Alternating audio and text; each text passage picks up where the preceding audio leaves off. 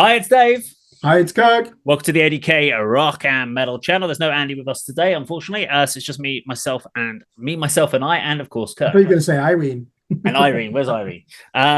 Today we are talking about, we're doing more broken down and pulled apart. This is where we take a song, we break it into a couple of sections, and we talk about it. So we're going to talk about a band called A.C.A.B. A.C.A.B. It stands for All Cops Are Bastards. Apparently, that's what it means. We're not saying that. We're just saying that's what it stands for. They're a Malaysian Oi band, formed in 1994, and we are going to be talking about the song "Born to Be Skins."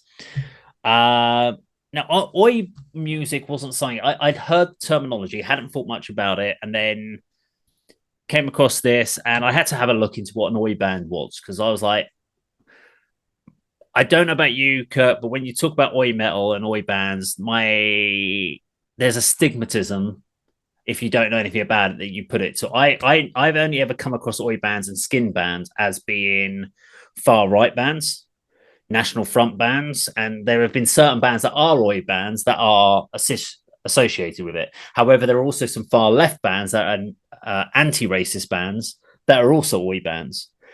But it's because we're not part of that scene. When I first heard, we're going to be doing a thing called All Cops Are Bastards, Born to Be Skins, and they're an Oi band, are we talking about a racist band here? That was the first thing that went through my head going, it's a racist band. Even though, and that's the stigmatism with it, I think. And it's a subgenre of the 70s punk scene, from my understanding. I don't know did you ever think any preconceptions about this before going into it?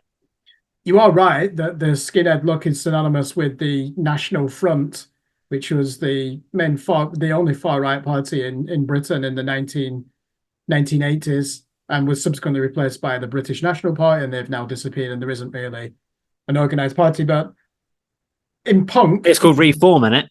How dare you? In punk, you'll find that most bands are extreme left, if anything. They do outnumber the far-right groups, don't they? But like you said, the interesting thing is that they're a Malaysian band and they're playing music which is quintessentially English, certainly in the way it sounds. Never mind the image. Definitely, yeah.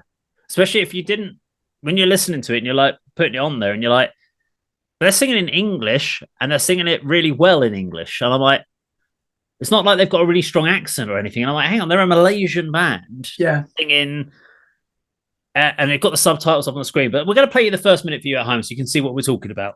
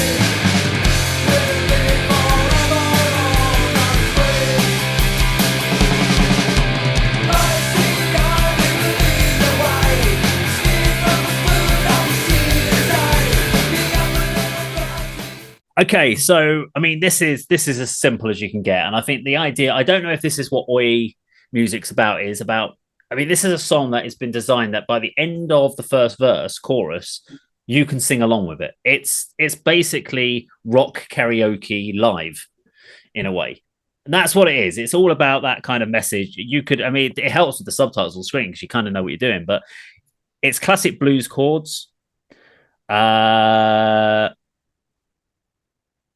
It seems, I'm just trying to read my notes is, it's slow down punk, Born to Be Skins. I mean, I don't agree with the messages. I'm not a thing about like, if you come for us, I'm going to fight. And I'm like, I think that gives it a bad reputation. But I suppose in some cases you could turn around and turn it into a political message and it can be uplifting. So it depends on how you contextualize the song. So if you say it's like gang fighting, then it's a really negative song in that sense because you go, you're inciting violence. But if you talk about it as being political upheaval, about trying to take our rights away, for instance, and you decided that's what the song's about, then actually it's a really powerful song saying, if you come for us, you try and take us on, we're going to fight. And I'm like, actually, okay, I can see where you're going with it. But I guarantee if I grab my guitar now and I put it on, I will be able to play that song within about 20 seconds and I will be able to strum along with it because it's not difficult at all. And I don't know if I'm guessing that's intentional. But first minute for you, Kirk.